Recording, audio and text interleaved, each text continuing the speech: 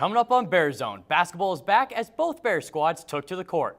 Also, the soccer team reached the Big Sky Final, but did they win? We also have an update on wrestling. We've got all that and more this week on BearZone. Don't go anywhere.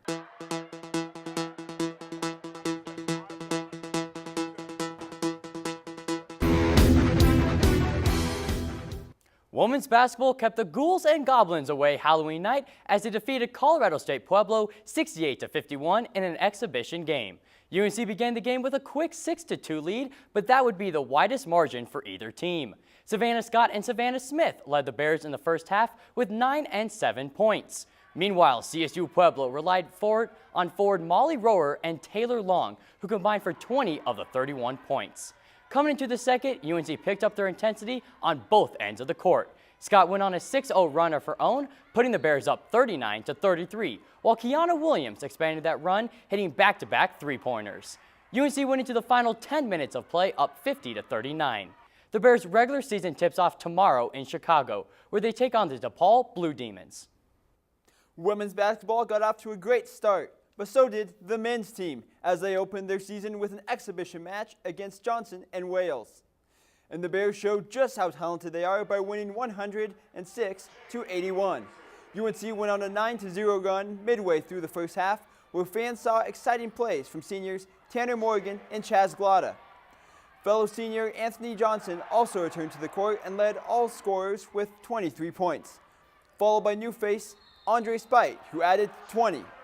If you want to watch the Bears before Thanksgiving break, catch them Monday at 7 p.m. as they take on the UC Davis Aggies at Bank of Colorado Arena. UNC women's soccer fought a long battle against Montana in a semifinals match Friday. Just like the morning, the Bears came out cold as they trailed 1-0 at halftime. Luckily, UNC warmed up in the second half as junior Marielle Gutierrez scored off a free kick, tying the game at 1. The game went into double overtime as neither team allowed the other's offense to get the best of them. But at the 105th minute mark, Maddie Roberts scored a goal off an assist by Brooke Braden, and the Bears picked up the win. With the dub, the Bears headed to the championship game against the host Eastern Washington. The Bears kept the Eagles at bay through the first half, coming out of halftime to a 0-0 game. However, the Eagles went on a scoring barrage, taking a 2-0 lead off penalty kicks at the 61st and 74th minutes. The Eagles cemented their win at the 77th minute mark with a third goal, finishing the game 3-0. This marks the end of UNC's soccer season, taking second in the Big Sky Conference. The Eagles continue to the NCAA Women's Soccer Tournament and face the USC Trojans. When you get off to a great start, good things tend to happen. UNC Women's Swim and Dive proved the truth of that adage in Laramie on Friday. The Bears took first in 8 of the 13 events that day. Thrilling events were the theme of the day as the Bears' 200 medley relay team, consisting of Iona Sasha, Leilani Herrera, Valerie Milahova, and Emily Hamill, took the first swimming event by only 0.19 seconds. Freshman Petra Kiss showed her dominance in the water, winning the 400 IM by almost 5 seconds and the 200 fly by 3 seconds. Even Wyoming's strong diving couldn't stop them from falling to the Bears 126-117. Fresh off their victory in Wyoming, UNC's swim and dive returned for their first home meet of the season against the University of Houston. But the Bears couldn't keep up with the Cougars, winning only 4 of 16 events of the day. Strong showings from senior Sydney Kovar in the 1650 free and freshman Iona Sasha in the 200 backstroke raised confidence early in the meet. But Houston's domination of the 100 breaststroke and the 50 freestyle sealed the Bears' fate.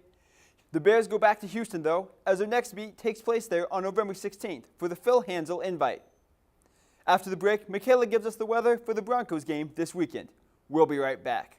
All right, give me a spot. You know my motto, safety first. They could be dangerous. I think we should call animal control. Animal control? To be safe. Don't worry. Just... I got this. It's a new motto. You don't have to be perfect to be a perfect parent. There are thousands of teens in foster care who don't need perfection. They need you. Here's your check.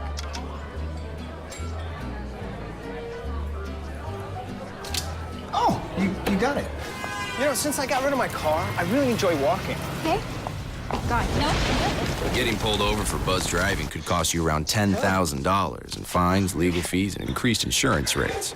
Oh, you're home early. You live with your mom? That'll set your game back a few years. Buzzed, busted, and broke. Because buzz driving is drunk driving. Welcome back to BearZone. I'm meteorologist Michaela Lucero. Weather has affected sports in some crazy ways, but let's see if you can remember some of these weather phenomenons. The Long Island Express hurricane of 1938 occurred on September 21st in New York. It made landfall at about 2:10 p.m. as a Category 3 storm. It interrupted the pennant race between the Cubs and the Pirates, but the Cubs ended up winning on September 28th.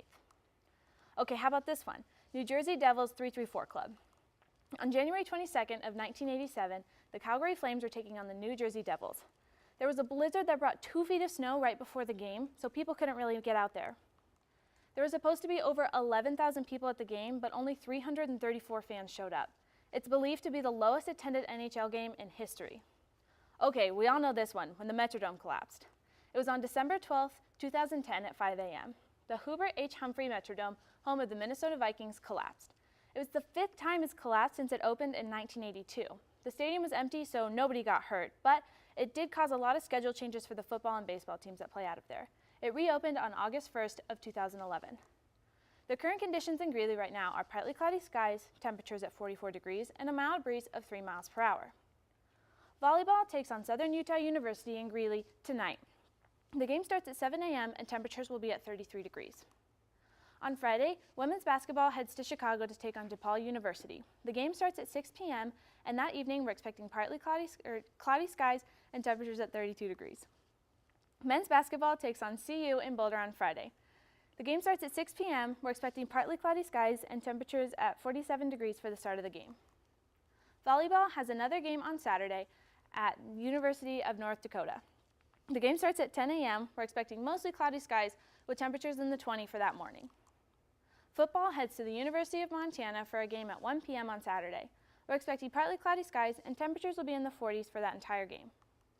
Wrestling hosts the UNC Open here in Greeley on Saturday. It's expected to start at 9 a.m. and go all day. The high of the day is 55 degrees and the low is 27. By 12, we'll be at 50 degrees. Women's basketball heads to DU for a game on Sunday. The game starts at 1 p.m. We'll have partly cloudy skies, temperatures at 50 degrees, and wind at 6 miles per hour. Men's basketball has a game on Monday against the University of California, Davis. It starts at 7 p.m. Skies will be partly cloudy and temperatures will be at 45 degrees. The Colorado Avalanche have a busy weekend.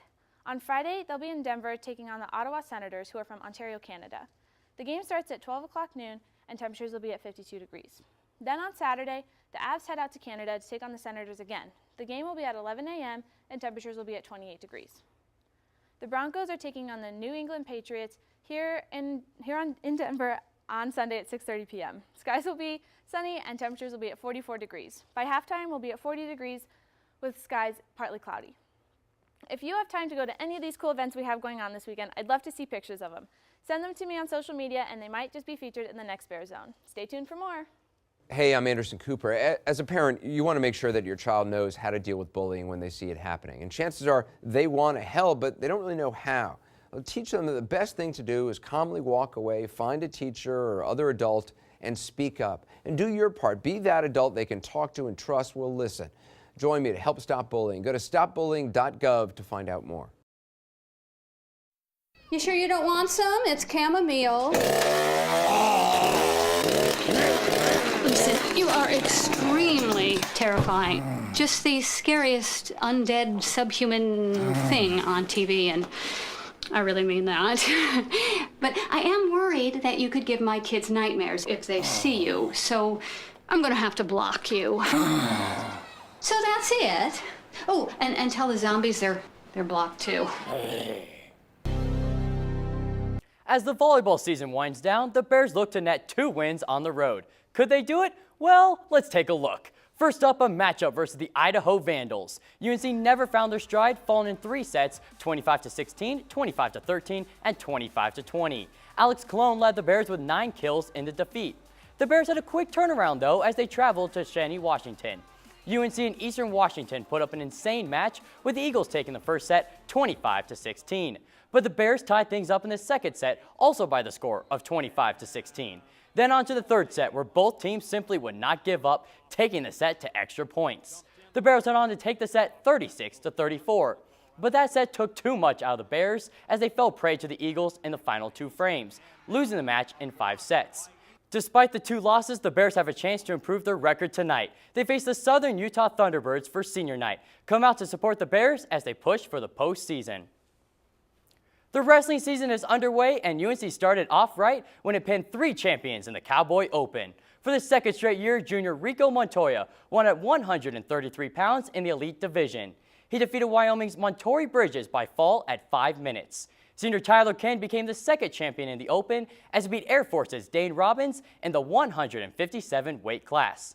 Finally, sophomore Jacob Seeley won a 3-1 decision over Air Force's Anthony McLaughlin. With 3 champions, the Bears season is off to a great start. The next match is Saturday as UNC hosts multiple teams in the Bears Open. It's been a season full of deja vu for the Bears football team. The team couldn't escape the ghost of the past 4 games, and they couldn't stop the losing streak, losing 50-21 to Sacramento State. UNC was in for a battle in the first half, going back and forth with the Hornets. Quarterback Connor Regan found Alex Wesley for an 83-yard touchdown to go into halftime, leading 21-20. But the Hornets began to sting the Bears, and sting hard. UNC couldn't buy a touchdown. They struggled running the ball and moving the chains, which set the defense up to carry the team. And the Bears defense wasn't strong enough. Sac State went on a huge run and scored 30 straight points on the Bears. The losing streak is now 5 straight with only 2 games left, and it won't get any easier Saturday. Montana plays host to the Bears with kickoff set at 1 p.m. After 3 straight losses, the Denver Broncos went to the city of brotherly love looking for a win. But the city didn't live up to its name as the Eagles dismantled the Broncos 51-23. Philadelphia quarterback Carson Wentz lit up the Denver defense, throwing 4 touchdowns, while new Broncos quarterback Brock Osweiler was picked off twice in his season debut. With the defeat, the Broncos have now lost 4 in a row, dropping their record to 3-5. If matters couldn't get worse, the Broncos host the red-hot New England Patriots Sunday night. Stay tuned to BearZone for the highlights next week. And that is our show for tonight. Be sure to stay up to date on our Twitter and Instagram pages, BearZone UNCO and YouTube Bear News 98. Make sure to like us and to join us every week for BearZone. All sports, all the time for UNC Athletics. Good night.